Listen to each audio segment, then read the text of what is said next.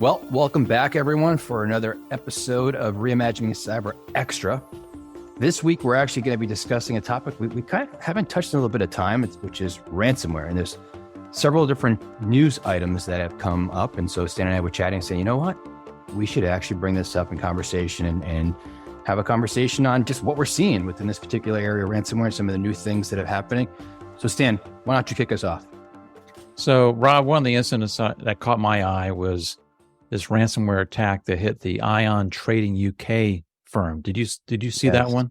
I did. Yeah, it's interesting as far as, this is a relatively unknown company, but it's a data firm and has, an aspect of what it provides is software to trading and automation, support automation within the financial industry. And so when it was hit by this ransomware attack in late January, it had a pretty major impact on derivative trading globally.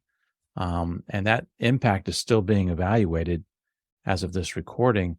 It left scores of brokers unable to process derivative trades, and they had to resort to manual methods. Imagine them going back to using, spreadsheets to be able to figure out what's going on as far as their trades. So it's one of those things where they were hit, they took off the servers, took them offline, and that impacted the derivative trading. The threat actor is purportedly LockBit, which is one of the big ransomware-as-a-service kind of attack threat actors. And they basically threatened to publish the data that they'd stolen on the 4th of February. And purportedly, Ion Trading made the decision to go ahead and pay the ransom on the 3rd of February. And we're not advocating payment of ransom. That's not something but that's what they did. Right. And, that things are back to quote unquote normal. But again, that's one of those instances where they targeted this organization that had much bigger impact to a particular field or sector than otherwise you would have thought. The other thing that's kind of interesting about this is, yes, the ransom was paid. So hence, everything seems to be okay, but okay for now.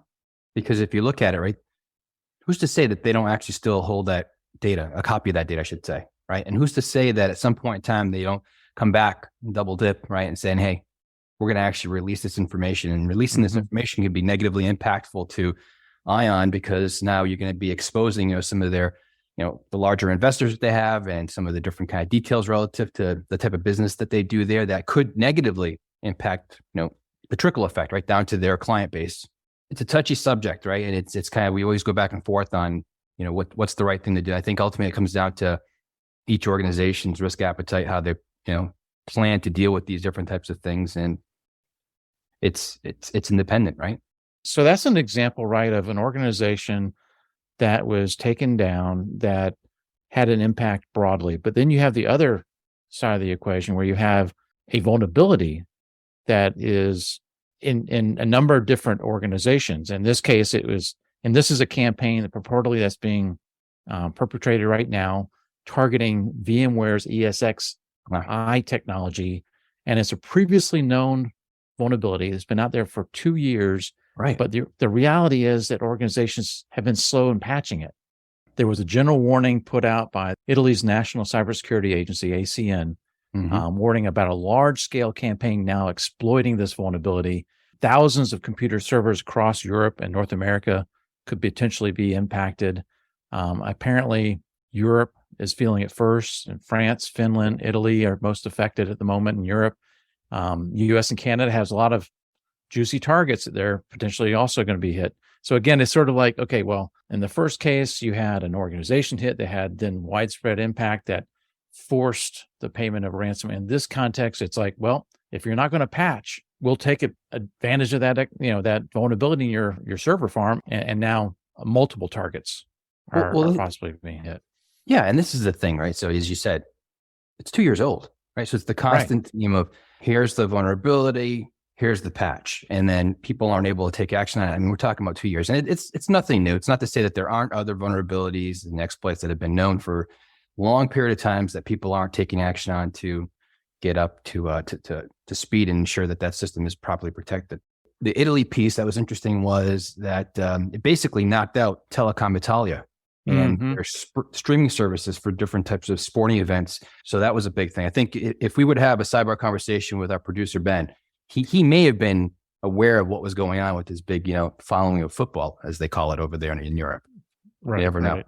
What else we seeing out there, Stan? Well, I mean, there was some good news. I mean, I don't know if it made the news several weeks ago that there was a global effort by law enforcement, I think spearheaded by the FBI, to dismantle one of these ransomware-as-a-service providers. I mean, I mentioned LockBit earlier. They're one of the big players. Black Bastia is another one. Hive, though, is another major high-profile ransomware provider. They had a multi-year effort of taking down Hive. If you look at some of the history of what they've done, they've extorted money from organizations in 80 different countries around the globe.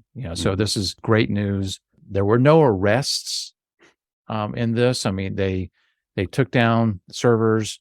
They basically really hampered the ability of one of the most prolific ransomware groups to do business. Unfortunately, they could just instantiate themselves potentially elsewhere. And some of these individuals behind these services are untouchables. They can't get to them as far as some of the countries they're in. So that's unfortunate. But I think it's great news. One of the things that as they were in Hive, they were able to get access to some of these encryption keys. Mm-hmm. And behind the scenes, they were providing these encryption keys to targets, at least some of the ones that they knew about. One of the things that, again, this goes back to the information flow between law enforcement and victims. If the victims are not identifying themselves back to law enforcement, they can't help. And in this case, they were able to help providing this information back to them to help them decrypt their data. There were others out there that potentially could take advantage of this if they raise their hand. It's a big win for the FBI and law enforcement in general. Think about it. They were able to infiltrate Hive's network for several months, sitting there learning. And as you said, ultimately, the big one is getting the decryption keys. I think I had seen it was somewhere in the range of $130 million roughly. They were able to actually, save for the impacted victims out there, right? So you have Hive, who ultimately in the past almost 2 years they've been in operation, now get up to about 100 million or so, right, in kind of revenues, if you will, in this ransomware as a service model. But yet again, a great win. And I mentioned the FBI, but there were other players involved too. I think the German Federal Criminal Police was another organization that was involved. I think they had to coordinate with a number of different law enforcement agencies across the globe to help take down this website and associated servers. From a broader perspective, again, this takedown shows that the international enforcement against ransomware threat actors is increasing. I think this is a good sign. It may make it more difficult for some of these entities to target organizations in the future, but as we talked about at the top, they're still ongoing, right? And so it's going to be difficult to truly mitigate this threat if you can't reach those that are behind it. But if they're able to get in and actually help those that are being victims, and that's, again, the communication, the victims need to be working with law enforcement. I know that the ransomware actors threaten victims not to work with law enforcement, but I think that's a decision each organization has to make as far as to handle it is. That. We've also discussed and had guests on the topic, but then general topics that interconnect back into helping organizations with ransomware. So maybe we can kind of get into that. What are some thoughts? What are some different kind of approaches to take? Well, I mean, actually, if you go back to last year, one of the things that our Galaxy Threat Intel platform did is they published a great report on ransomware. It talked about the different threat actors, helped you better understand their tactics and techniques, but also address some of the mitigation strategies. And I think that we were just talking about, whether or not you should pay the ransom or whether or not you should deal with law enforcement. You should be thinking about that, your strategies and how you actually would approach some kind of attack ahead of time. You don't want to be making those decisions in real time during an attack. Yeah. I mean, I think it's almost like a tabletop exercise. Like, this is part of a tabletop exercise. You have to go through, be aligned with the business, and everybody understands what decisions are planned to be made when and if something like this occurs. And I think you bring up a great point. That was an excellent resource. It's been out for almost a year now, right? We can put that in the show notes for sure, because it is a good guiding kind of set of key areas to take into consideration, kind of keep it simple at a top level of, these areas you mentioned, where you start with that strategy, you connect it to the alignment of, the business, stakeholders. And so everybody gets on the same page. Then you can start really driving at, what are the actual kind of control mechanisms we're going to put in place to best secure, right, those particular assets in the environment we're most concerned about. So I think it's good to see, some kind of guiding, again, principles on the things you should be concerned about and considering in regards to how you're dealing with ransomware response in general. So, Rob, you mentioned tabletop exercises and their value, right? We had Brett Thorson from Boston Consulting back in, I think, episode 12 in the spring of 21.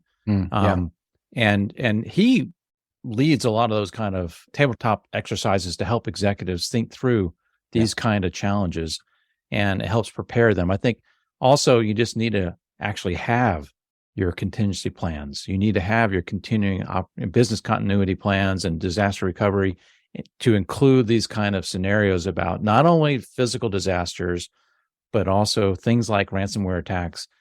What would you do? I mean, in this case in point with ion trading and the impact of derivative traders, you can no longer access your systems that you normally would use to be able to process trades.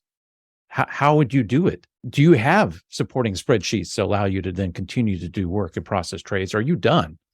So that's another thing to think through. But it got me also thinking, as you mentioned about Brett, I remember we also had a good conversation on tabletop exercises with Jim Routh, one of the very early conversations and episodes, actually.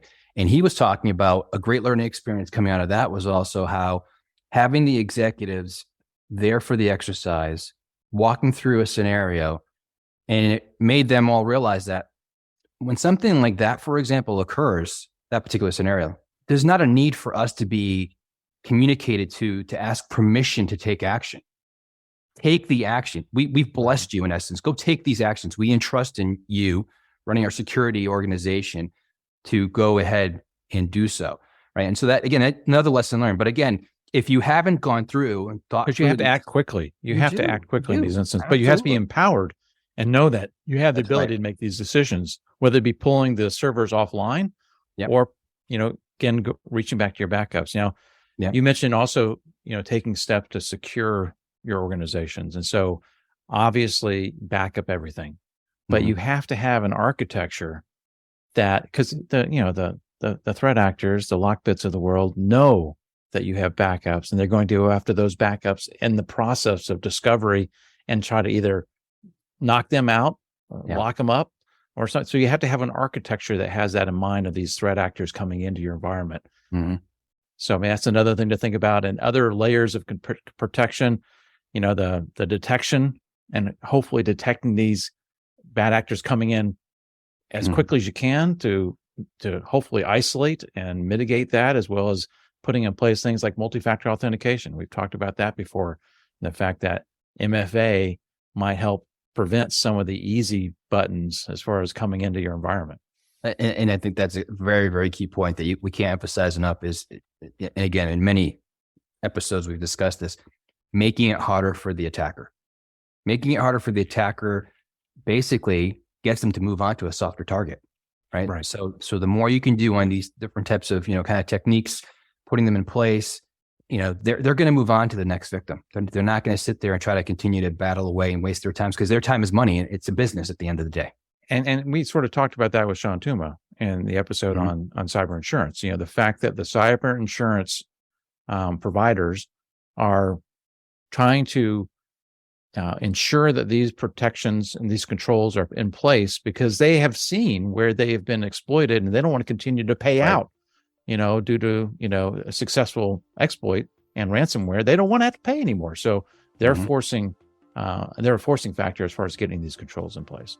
It's just a really important topic that I think, it's great that we were able to bring back to the light and say, the stuff is still out there going on, and you can see some different examples of the bad things, but also the good things that are occurring in this space. So hopefully people enjoyed today's episode. We're looking forward to the next extra and the next episode coming up as well in the podcast series. So thanks, everyone.